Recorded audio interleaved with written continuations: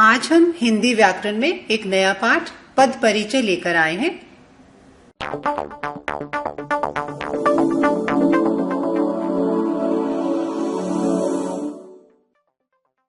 पद परिचय क्या है? किसी वाक्य में आए संज्ञा, सर्वनाम, विशेषण, क्रिया तथा अव्यय आदि शब्दों का अलग अलग अर्थात भिन्न भिन्न परिचय देना पद परिचय कहलाता है। इसमें किन तथ्यों का होना आवश्यक है, आइए जानते हैं। संज्ञा यानी संज्ञा के प्रकार का मालूम करना है। वहां पर लिंग, वचन, कारक ये संज्ञा के विकार हैं और संज्ञा का वहां वाक्य में क्या संबंध है। दूसरा है सर्वनाम, उसके प्रकार, लिंग, वाचक, कारक और संबंध के बारे में। इसी तरह विशेषण, विशेषण के प्रकार, विशेष्य, लिंग, वचन और संबंध। ऐसे ही क्रिया में उसके प्रकार, वाच्य अर्थ, काल यानी किस समय में वो कार्य हुआ, पुरुष और लिंग, वचन आदि और क्रिया का प्रयोग। इन तथ्यों का वाक्य में होना आवश्यक है। क्रिया विशेषण, प्रकार विशेष्य, अन्वृत्ति, शब्द, वाक्यांश अथवा वाक्य समुच्चय आदि बोधक और उसके प्रकार। इसी तरह संबंध सूचक वाक्य, उसके प्रकार, विकार और संबंध और विस्मय आदि बोधक। एक उदाहरण के द्वारा जानते हैं। मैं गाय के दूध को पसंद करता हूं, एक साधारण वाक्य है। आइए इसको संक्षेप में जानते हैं। वाक्य में मैं शब्द पुरुषवाचक है, सर्वनाम है, उत्तम पुरुष है और एक वचन भी है। इसके साथ पुल्लिंग और स्त्रीलिंग दोनों के लिए प्रयोग होता है और ये कर्ता कारक भी है। तो पद परिचय में हम लोग वाक्य में आए शब्दों का अलग अलग विस्तार से बताते हैं। अगला भाग देखें वाक्य का, गाय के दूध को।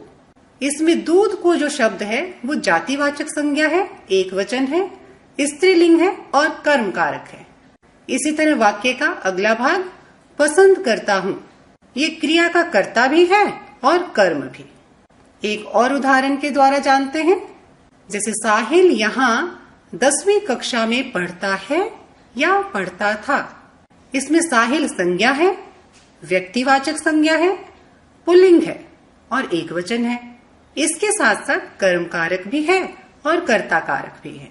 आगे चले, दूसरा शब्द है यहाँ। ये निर्देशवाचक भी है और स्थानवाचक भी है। आगे है 10वीं। ये शब्द विशेषण है, संख्यावाचक है, स्त्रीलिंग है और एक वचन है।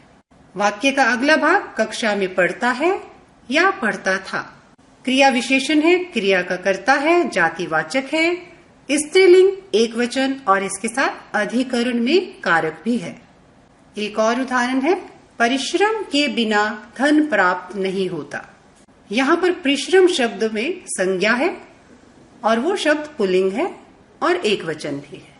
के बिना धन, इस हिस्से में संबंध बोधक, संज्ञा, पुल्लिंग, कर्ता कारक, एक वचन, कर्म वाच्य वाक्य का कर्ता है और प्राप्त नहीं होता क्रिया का पूरक है।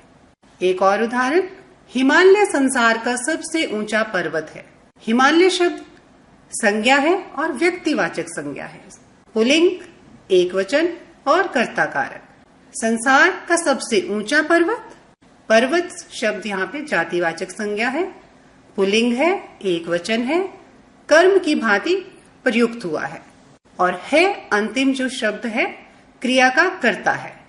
लोग धीरे धीरे उस संकरे रास्ते की ओर बढ़े। इस वाक्य में धीरे धीरे क्रिया विशेषण शब्द है और रीति बोधक भी है। संकरे विशेषण शब्द है, गुणवाचक है, एक वचन है और पुल्लिंग भी है। रास्ते विशेष्य है, की ओर बढ़े में बढ़े क्रिया की विशेषता है। अगले भाग में हम एक नए पाठ के साथ फिर मिलेंगे। धन्यवाद।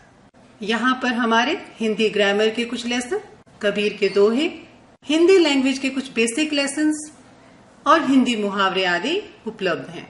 आप इनमें से जो भी जानकारी लेना चाहें तो दिए गए लिंक पर क्लिक करें। धन्यवाद।